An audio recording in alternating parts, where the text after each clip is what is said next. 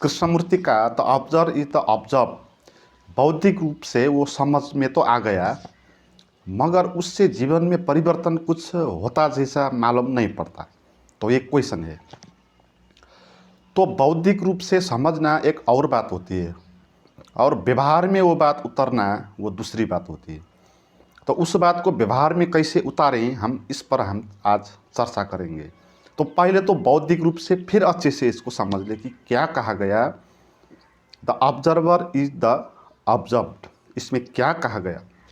इसमें ये कहा गया कि जो कुछ भी हम देखते हैं व सुनते हैं व अनुभव करते हैं हमारे इंद्रियों से, वो खुद इंद्रिय ही होता है ना।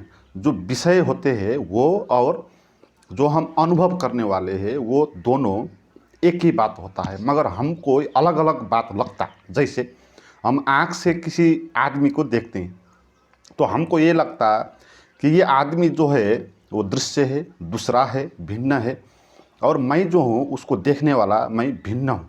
तो हमको दो बातें लगती, मगर कृष्णमूर्ति ये बताते कि जिस आदमी को आपने देखा वो आप ही हो, वो आप ही हो, और जिसको आप सुनते हैं वो भी आप ही होते हैं, है ना।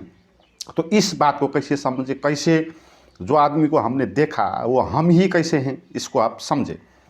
जब आपने उस आदमी को देखा तो आपने उसके बारे में क्या क्या देखा उधर, है ना। पहले तो आपकी आँख ने कुछ देखा उधर।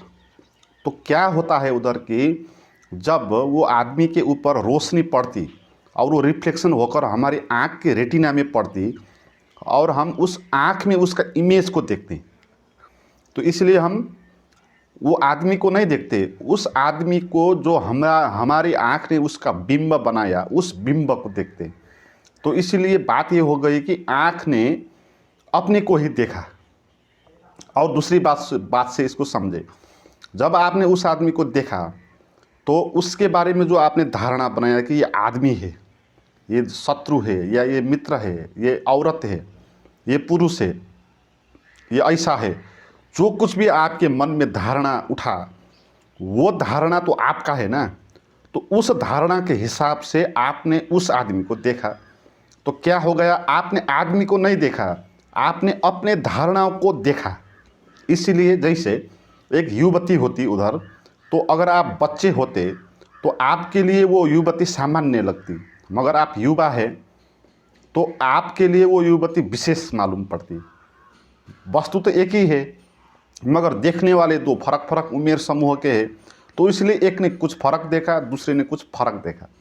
तो इसीलिए बात यह है कि वस्तु जैसा है वो वैसा हम नहीं देखते, हम जैसे है वैसा हम देखते हैं, हमारी मनस्थिति जैसी है उस वैसे हम देखते। तो इसीलिए ये बोला गया कि जो हम देखते हैं वो हम ही होते हैं, हम खुद को ही उसमें देखते हैं, है ना। तो बहुत आयामों से हम इसको समझ सकते हैं।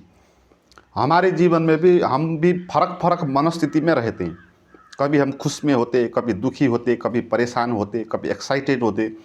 तो उस वक्त हम फर्क वही चीज़ों को फर्क फर्क तरीके से देखते हैं। जब हम दुख में होते तब वो आदमी हमको बुरा लगता, हम तनाव में है तो जो कुछ भी हमको अच्छा नहीं लगता, मगर जब खुश में होते हैं वही व्यक्ति हमको अच्छा लगता फिर, है ना। तो हमारे दिमाग में जो विचारों का लेवल घटता बढ़ता रहता है उस हिसाब से हम देखते हैं। तो इसीलिए ये बोला गया कि जो हम देखते हैं वो खुद को ही देखते हैं, है ना। The observer is the observe, जो देखने वाला है ऑब्जर्वर है वो खुद एक क्या है, ऑब्जर्व्ड है, वही दिखा होता है, वही दिखता है। तो ये बात ऐसे हमको समझनी है ना। बहुत आयाम से हम इसको समझ सकते हैं। और इसमें मूल बात क्या है कही गई कि हम अपने को ऑब्जर्वर मानते, ठीक, हम अपने को देखने वाला मानते, सुनने वाला मानते, जानने वाला मानते, अर्थात हम अपने को मैं मानते। ऑब्जर्वर यानी मैं, देखने वाला, सुनने वाला, जानने वाला। और हम ये मानते कि मैं जो हूँ वो करने वाला हूँ, मैं देखने वाला हूँ, सुनने वाला हूँ, और मैं अलग हूँ, हम इसको ठानते। मगर कृष्णमूर्ति बोलते आप अलग नहीं हो, आप वही हो, आप दृश्य ही हो, आप दृष्टा नहीं हो, मगर हमको लगता है ये हम भिन्न है, हम दृष्टा है। हमको ये ऐसा क्यों लगता? क्योंकि जो हमारे भीतर मैं होता है, हम उसको भिन्न करना चाहते, हम उसका अस्तित्व खड़ा करना चाहते। जो अहंकार है हमारा, उसको हम भिन्न खड़ा करना चाहते, तो इसीलिए हम उसको दूसरी चीज़ों से भिन्न बनाते आए हैं। तो इसीलिए क्या होता है कि हमको मैं अलग मालूम पड़ता, और इसको हम ऑब्जर्वर बोलते हैं। और अन्य विषय जो है उसको हम क्या बोलते हैं? विषय बोलते हैं, ऑब्जर्व बोलते हैं। तो बात ऐसी नहीं होती, हम खुद को ही देखते, खुद को ही सुनते। तो ये बात मालूम पड़ने से हमको क्या फ़ायदा होगा कि जब हम जानेंगे कि हम ही दृश्य है, तो जो हमने अपने को दो भागों में बांटा था ना, वो बात जो है ख़त्म हो जाएगी। हमारा जो भ्रम थे कि दो बात होती है, एक मैं होता हूँ, ऑब्जर्वर होता हूँ, और अन्य विषय होती है, ऑब्जर्व, दृश्य होता है। दृश्य और अपने को हम मानते हैं दर्शक। दृश्य और दर्शक हमने दो चीज़ों को माना हुआ है अलग अलग, और इसमें से जो दर्शक मानते हैं अपने को, उसको विशेष माना है ना, उसको केंद्रीय माना है, उसको केंद्र में रखा है। और जो दृश्य है उसको हमने अपने साधनों में रखा है, उसको है ना, अपने से उनको नीचे रखा है। तो ये भ्रम है हमारा।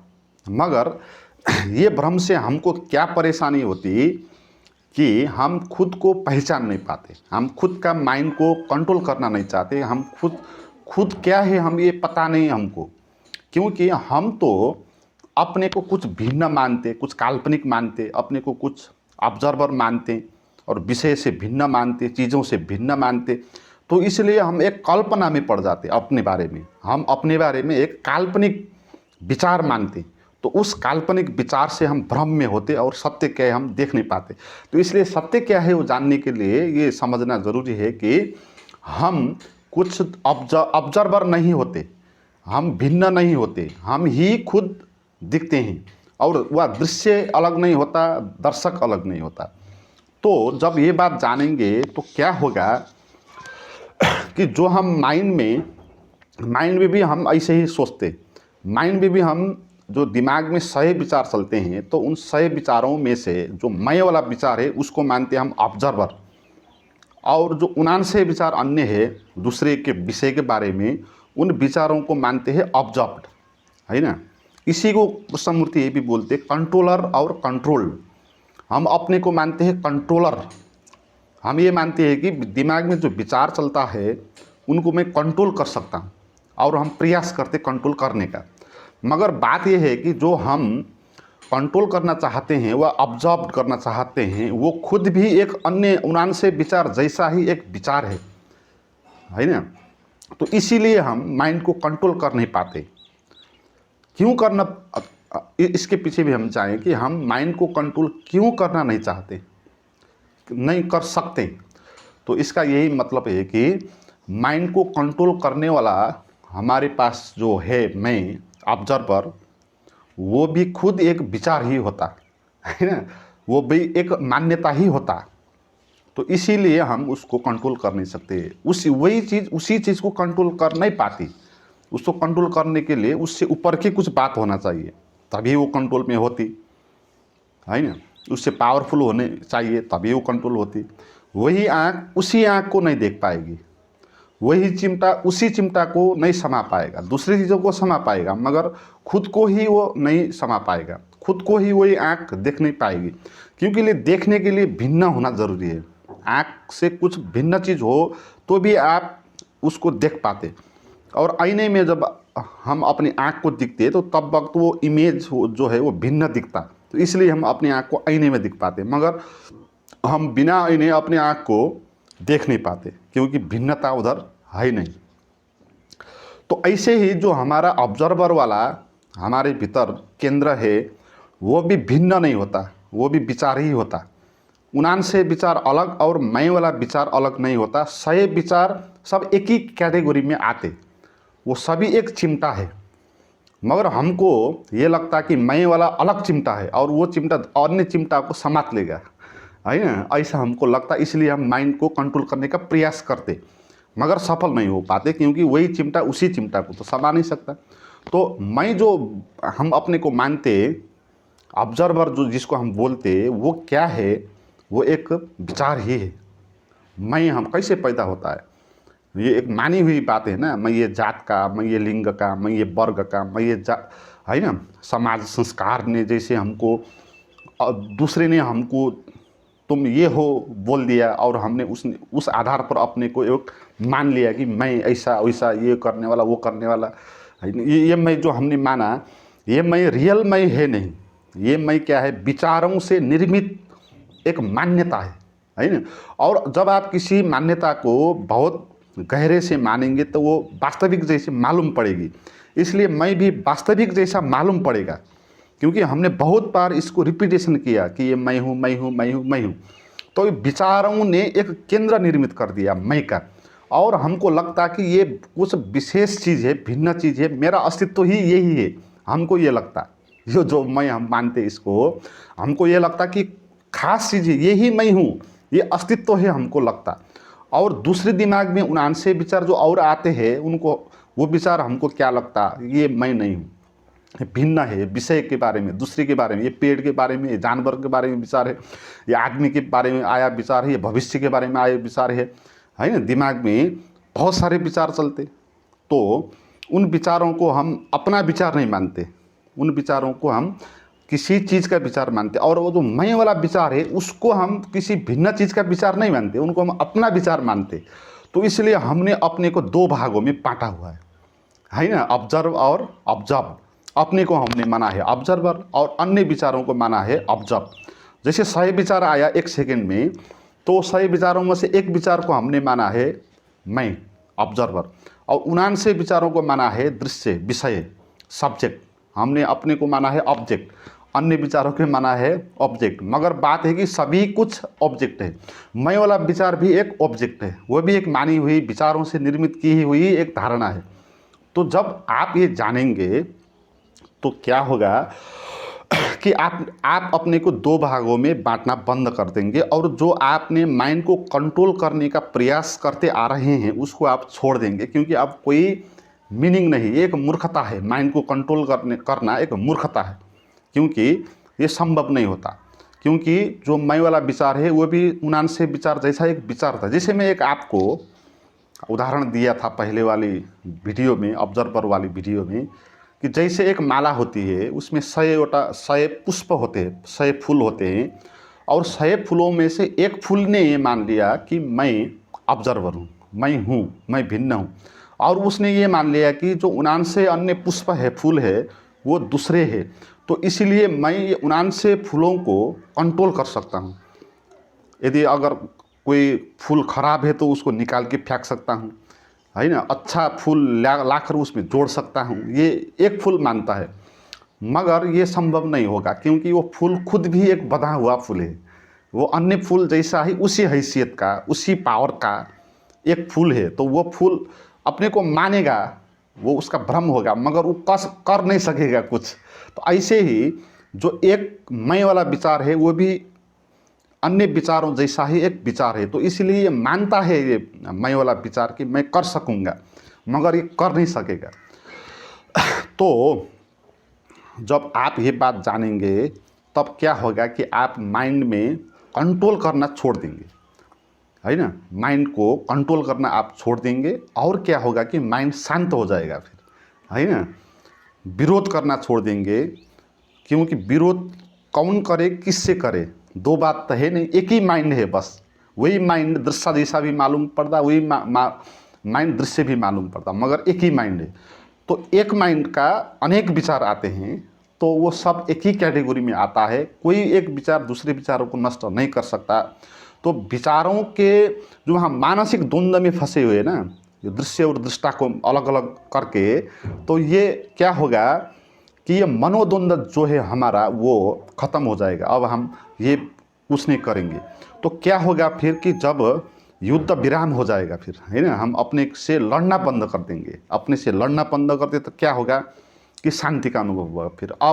फिर शांति का जब अनुभव होगा तो माइंड एकदम विलुप्त हो जाएगा, माइंड में विचार चलना बंद ही हो जाएंगे। क्योंकि क्यों चलता था माइंड में विचार कि आप उसको चलाते थे, कैसे चलाते थे, 79 विचार को अलग और मैं वाला विचार को अलग करके विचारों के उलझन में आप पड़े थे।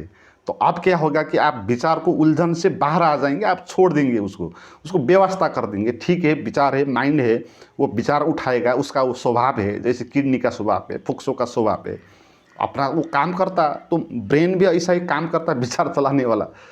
तो आप छोड़ देंगे और किसी विचार को गलत, किसी विचार को सही भी नहीं बोलेंगे। तो ऐसे आप मानसिक द्वंद्व से बाहर आ जाएंगे, और जब आप माइंड के द्वंद्व से बाहर आ जाएंगे तभी आप जान पाएंगे कि क्या है असली चीज़, आप कौन है। विचारों के पार का अनुभव आपको होगा, माइंड के पार का अनुभव होगा।